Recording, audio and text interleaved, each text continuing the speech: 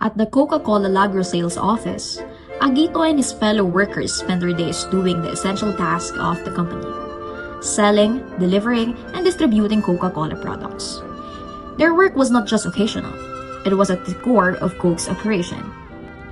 But strangely, despite doing a job central to Coke's business, they were never regularized.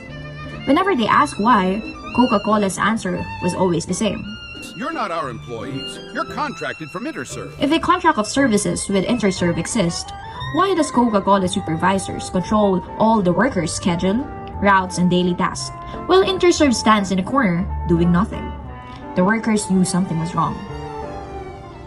According to Coke, Interserve was a legitimate independent contractor, not just a manpower supplier. However, the contract between the companies looked suspicious. It never described any specific project. It never identifies a distinct job or service to be completed.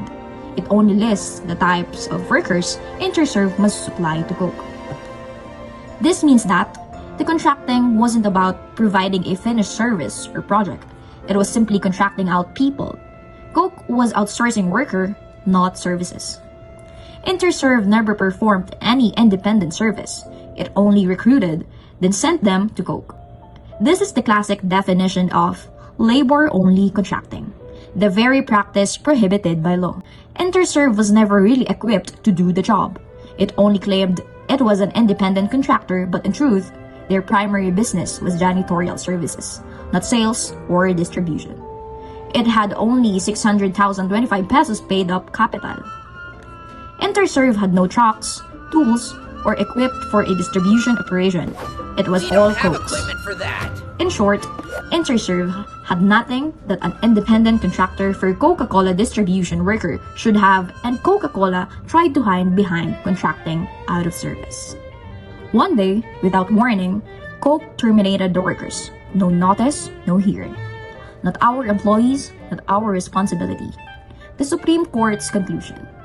The court saw through the arrangement. Interserve does not perform any independent job or service. It merely supplied workers to Coke.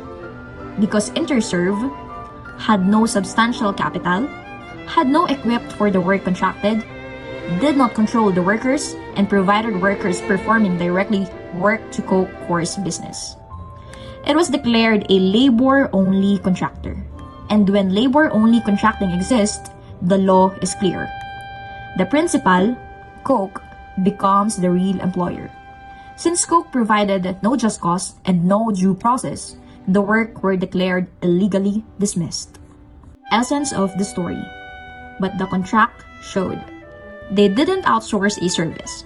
They outsourced the workers themselves. Under the law, labor-only contracting, making Coke the real employer.